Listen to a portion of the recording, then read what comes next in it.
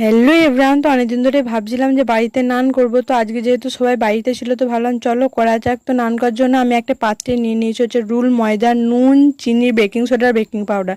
তো সেই পাত্রটা রেখে অন্য পাত্রেতে গরম জল, সুজি, টক দই, আমুল দুধ আর দিয়ে দিচ্ছি হচ্ছে তেল।